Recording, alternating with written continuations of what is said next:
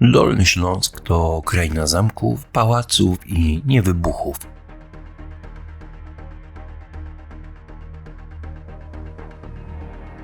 Jeśli znudziły się Wam bezpieczne spacery po deptakach w kurortach i szukacie wrażeń, które mogą być dosłownie bombowe lub wystrzałowe, mamy dla Was propozycję nie do odrzucenia.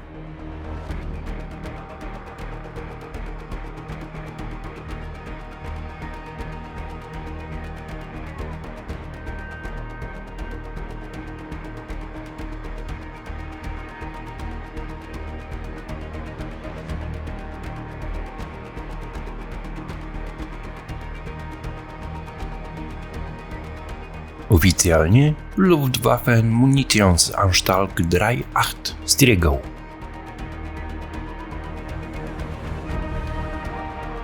Nieoficjalnie jedno z najbardziej niebezpiecznych i tajemniczych miejsc w regionie.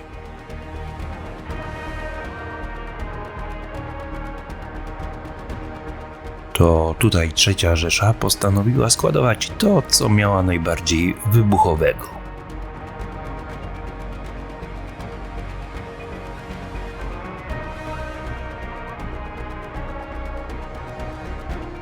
A potem przyszli Rosjanie, Polacy i szabrownicy.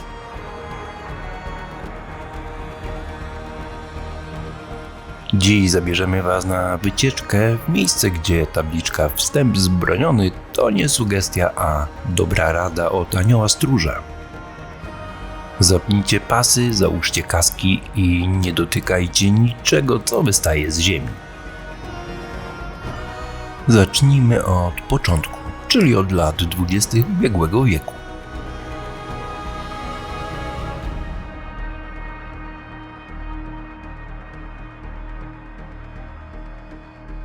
Wtedy to w lesie Sanderwald na północ od Goczałkowa Górnego Niemcy stwierdzili, że to idealne miejsce na skład amunicji.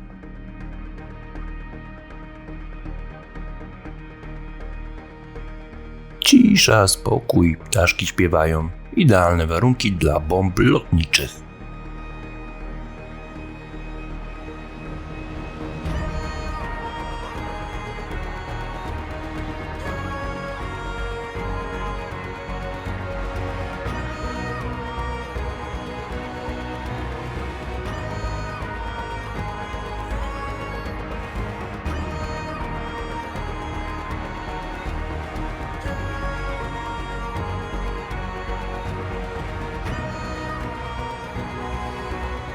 Powstało tu ponad 100 bunkrów amunicyjnych, do tego rampy, wiaty, torowisko i całe zaplecze socjalne.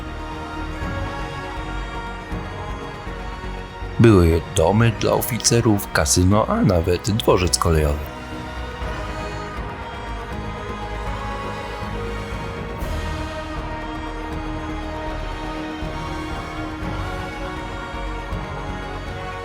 Można by pomyśleć, że to kurort, gdyby nie fakt, że głównym towarem eksportowym była tu śmierć w metalowej obudowie.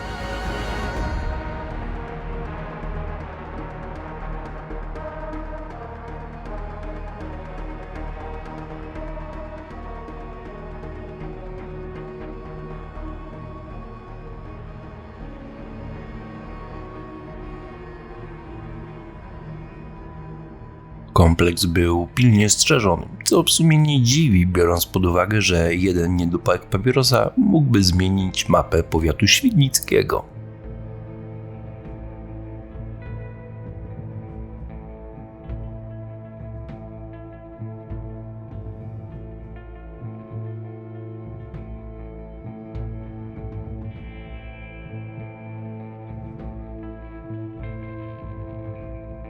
Ale to, co na powierzchni, to pikuś. Prawdziwa zabawa zaczyna się, gdy zajrzymy w papiery.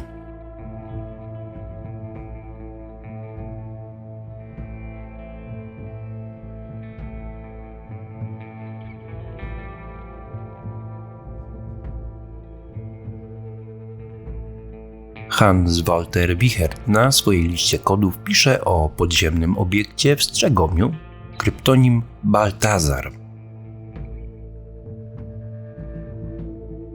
Brzmi jak imię jednego z 3 króli, ale darów raczej nie przynosił. Za to skojarzenie z bombką jest tu jak najbardziej na miejscu.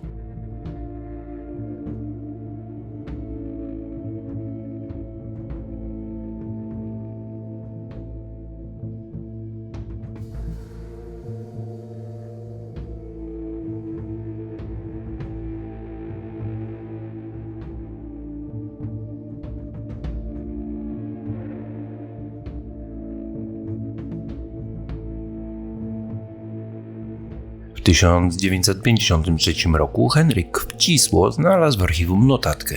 Podziemna fabryka, wejście podminowane i zawalone.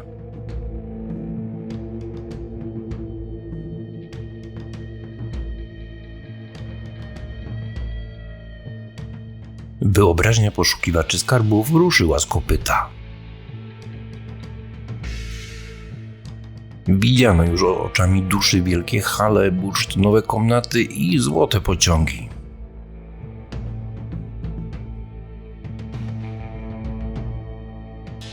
Rzeczywistość jednak, jak to zwykle bywa, okazała się bardziej prozaiczna i o wiele bardziej niebezpieczna.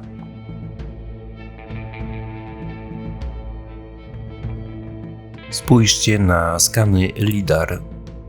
To wygląda jak krajobraz księżycowy po imprezie u Zeusa. Północna część kompleksu to jedno wielkie pole bitwy. Widać miejsca po ostrzale artyleryjskim, moździerzowym, a nawet leje po bombach lotniczych. Podobno Amerykanie też tu wpadli z wizytą i zrzucili parę prezentów.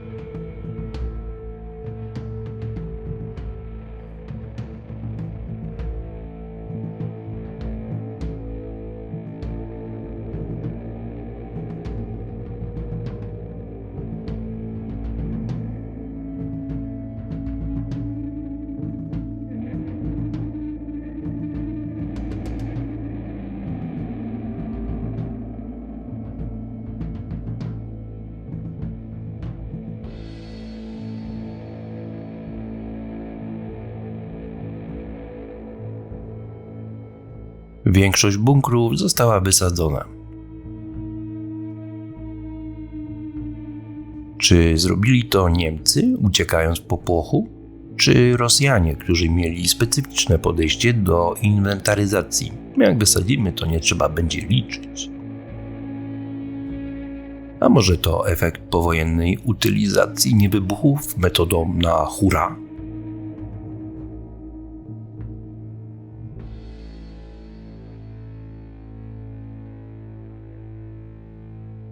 Mniejsze, symetryczne kratery sugerują właśnie to ostatnie. Saperzy po wojnie mieli tu pełne ręce roboty i chyba nie tylko ręce, bo teren do dziś jest naszpikowany pamiątkami.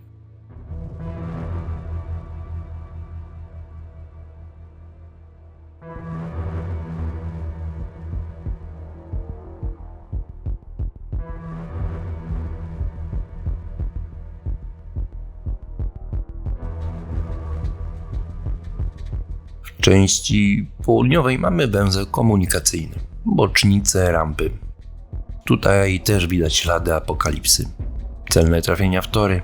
Ktoś bardzo nie chciał, żeby te pociągi wyjechały. A co z legendami?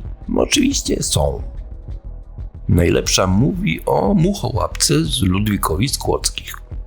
Ponoć słynny dzwon, czyli Wunderwaffe, o której wszyscy słyszeli, ale nikt nie widział, miał trafić właśnie tutaj, do Goczałkowa. Czy leży gdzieś pod ziemią, czekając na lepsze czasy?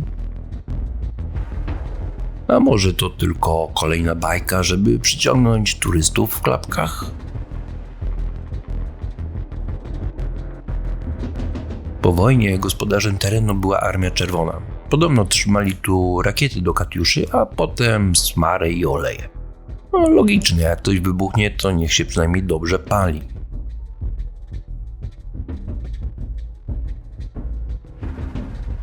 W latach 70. weszło wojsko polskie, żeby pilnować, by grzybiarze nie wylatywali w powietrze.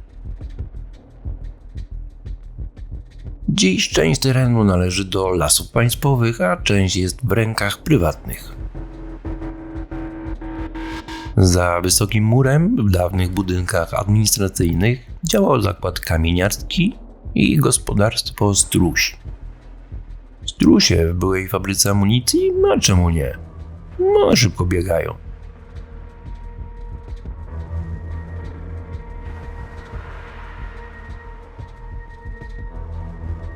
Teren prywatny jest ponoć niedostępny, a plotki o psach, które są bardziej skuteczne niż miny przeciwpiechotne, skutecznie odstraszają ciekawskich.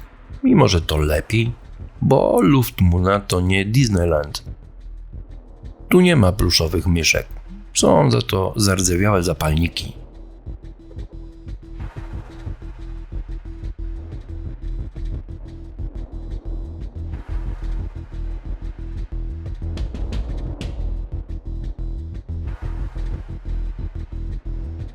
Luftmuna Goczałków. Miejsce, gdzie historia II wojny światowej wciąż jest żywa.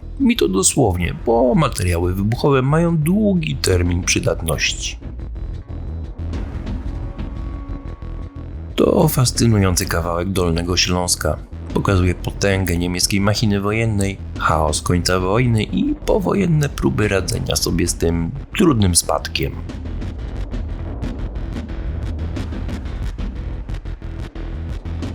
Od fabryki śmierci przez radziecki magazyn smarów aż po fermę Strusi. Ewolucja godna Darwina. Jeśli więc planujecie wycieczkę w te rejony, przemyślcie to 2 razy. A jeśli już musicie, to trzymajcie się wyznaczonych ścieżek, bo w lesie koło Goczałkowa grzybobranie może nabrać zupełnie nowego, wybuchowego znaczenia. Do zobaczenia na szlaku i niech moc i saper będą z wami.